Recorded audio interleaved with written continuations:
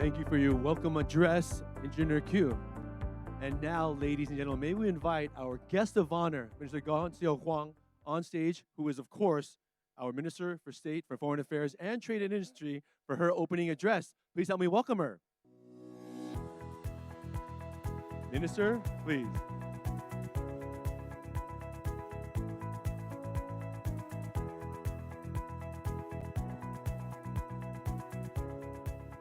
Excellencies, distinguished guests, ladies and gentlemen, this is my first time to attend ACES. It's such a privilege, and in fact, I'm very new to energy sector and to clean energy. 4 months old in MTI and MFA, but I'm slowly and very excited to learn more and also to be able to contribute to this very important mission. Each year, Siow brings together leaders, innovators, and experts from across the world. And all of you who are here today, have diverse experiences shaped by your country's energy systems, resource endowments, and operating environments.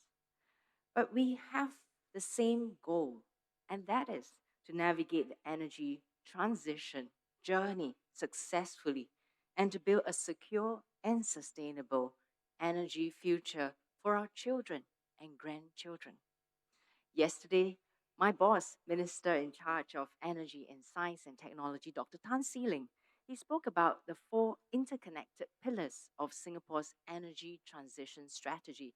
He used the acronym SEW: Sustainable Pathways, Interconnectivity, Ecosystem Resilience, and Workforce Capabilities. Today, I will focus on the I for interconnectivity. Let me share three ways that Singapore is working with our partners to accelerate the region's energy transition: connectivity through the ASEAN Power Grid, connectivity through capability building, and connectivity through public private collaboration. First, connectivity through the ASEAN Power Grid.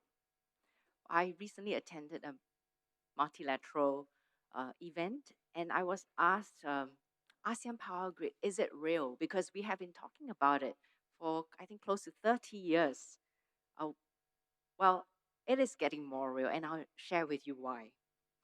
ASEAN Power Grid is the cornerstone of ASEAN's energy transition, as it will unlock our region's wealth of renewable energy, catalyze new green jobs and investments, as well as enhance energy access and grid resilience for the region.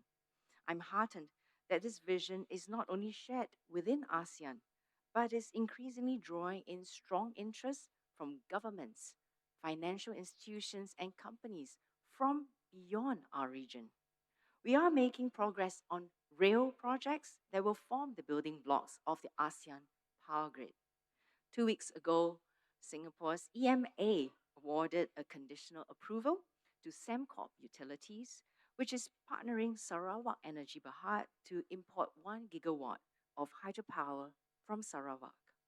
This is Singapore's first conditional approval for large scale electricity imports from Malaysia and brings us to a total of about 8 gigawatt of potential projects from our region, including from Indonesia, Vietnam, Cambodia, and Australia. We are also working hard with our partners to set up the infrastructure, institutions, and regulatory frameworks needed to kickstart project development. On infrastructure, Singapore and Malaysia will soon commence detailed feasibility studies for a second electricity interconnector between Singapore and Malaysia. And this is more than 40 years after our first interconnector that was built. Now, this new interconnector could support up to 2 gigawatt of bidirectional electricity flows by 2030 and could one day bring in power not only from Malaysia, but from the rest of Southeast Asia. On institutions, because interconnectors are central to the future of ASEAN Power Grid, the government has appointed Singapore Energy Interconnections, SGEI, to invest in, develop, own, and operate our interconnectors. SGEI was set up in April this year, and it will play a role in supporting the bankability of interconnector investments needed to advance the ASEAN power grid. On regulatory frameworks, earlier this month, the ASEAN energy ministers endorsed the terms of reference for a submarine power cables development framework. This recognizes that we need to go beyond ASEAN's existing overland interconnectors and open up new subsea routes to create a more inclusive and resilient grid. ASEAN is now poised to start work on the actual framework, which will facilitate the conduct of subsea surveys and the laying, maintenance, and protection of subsea power cables in our part of the world. I know it sounds daunting and many steps to go, but we are not starting from scratch. We can look to Europe, for example, where subsea power cables spanning multiple jurisdictions are commonplace, as well as to ASEAN's own practices on existing submarine telecommunications cables.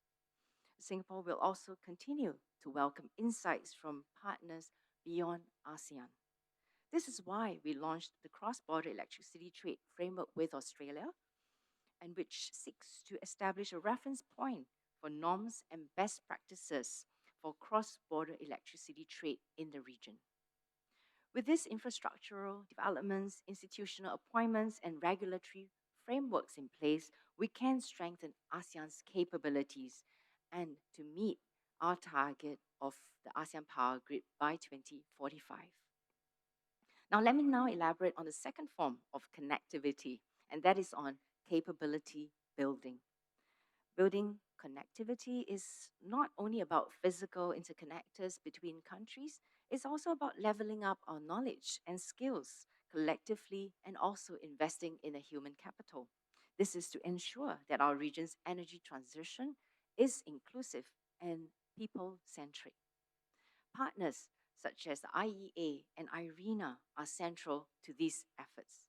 Those of you who attended last year's Siow will recall that we launched the IEA Regional Cooperation Center in Singapore then, and the IEA's first regional office outside its Paris headquarters. The center has gotten off to a strong start in its first year, building connections with a wide range of regional stakeholders and publishing research work that is relevant to low carbon energy technologies such as hydrogen, solar, and wind. In May this year, the center also co hosted the ninth Singapore IEA Regional Training Program, bringing together more than 200 policymakers and industry leaders from the region. We also welcome the center's collaboration with the ASEAN Center for Energy on the ASEAN Energy Security Review, which will review how best to create secure, affordable, reliable, and sustainable energy supplies for our region. As for IRENA, it will shortly be unveiling the Accelerated Partnership for Renewable Energy in Southeast Asia, or APRESA. This partnership aims to build the capabilities of Southeast Asian countries to increase renewable energy deployment in key industries, implement decentralized renewable energy solutions for remote islands, upskill and reskill local technicians, and conduct project finance training to support renewable energy projects. Singapore supports this initiative as a concrete step by IRENA to support our region's energy needs. Our collaborations with IEA and IRENA reflect Singapore's conviction that no country can embark on energy transition alone. And by working together, we can go much further. Now, governments can set a direction for regions' energy transition, but companies drive the change by investing capital, deploying solutions, and bringing new products to the market.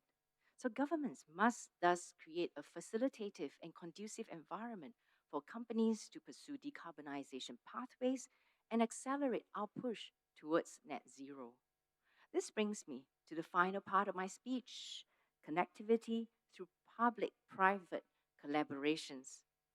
First, we must maximize the value of green electrons so as to support the commercial viability of renewable energy projects. Many companies have shared that they need renewable energy certificates, RECs, to provide proof that the electricity they consume has been generated from renewable energy sources so that they can credibly fulfill their sustainability commitments. We understand that. Now, today, there are systems in place for RECs generated and claimed within the same country. But with the establishment of ASEAN Power Grid, we similarly need a framework for RECs that are traded across borders. In this regard, I'm pleased to announce that MTI and EMA, together with the International Tracking Standard Foundation, have jointly developed a draft cross border REC framework. Now, this framework provides a structured template for countries to demonstrate the credible tracking and accounting of RECs associated with cross border electricity trade.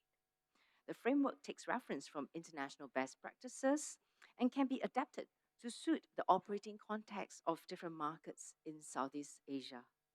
This framework can also serve as a pathfinder project to complement ongoing efforts to develop an ASEAN regional REC framework.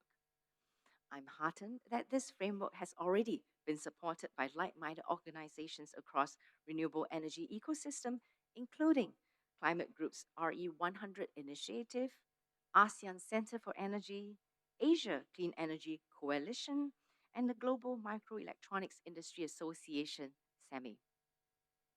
Beyond establishing a framework for RECs, Singapore is also helping companies to tap on carbon markets to meet their sustainable commitments. Now, the voluntary carbon market has faced headwinds in recent years.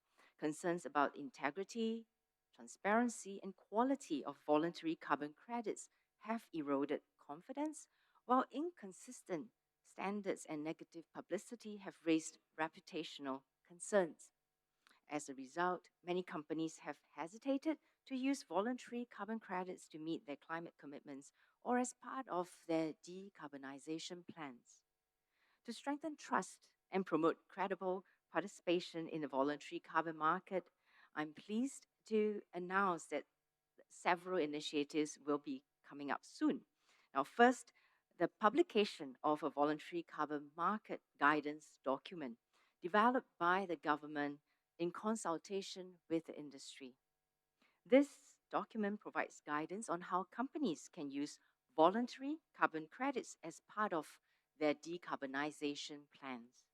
Second, Enterprise SG is engaging leading Asian corporates to form industry led buyers coalition. Now, this coalition will aggregate and channel demand for high integrity voluntary carbon credits in the region and beyond. Third, the Monetary Authority of Singapore, MAS, is introducing a financial sector carbon market development grant. This grant seeks to catalyze financial sector participation across the carbon value chain.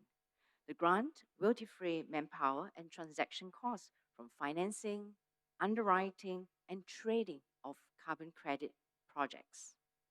Finally, Singapore is now home to the Integrity Council for the Voluntary Carbon Market, a global body that sets standards to ensure voluntary carbon credits are of high quality. Formed in 2021, the ICVCM has always been a virtual global entity, and its decision to set up a physical office in Singapore showcases Singapore's emerging role as a trusted carbon services hub in Asia Pacific. For a start, the ICVCM's new office will focus on improving standards for transition credits from retiring young coal fired plants in Southeast Asia. In closing, at a time where global climate ambitions are under great strain and there's a lot of uncertainty, Singapore's partnerships with like minded partners and countries are more important than ever. A more resilient, sustainable, and inclusive energy future for Southeast Asia is well underway and within reach. But to get there, we need to continue our strong collaboration on a few things that I mentioned, having the ASEAN Power Grid, making it real, capability building, in partnership with organizations like IEA, IRENA, and other like minded organizations, and also to strengthen public private partnerships. I look forward to working closely with all the partners here as we press on together with this groundbreaking work as we take on the challenge of global climate change for our future. Thank you.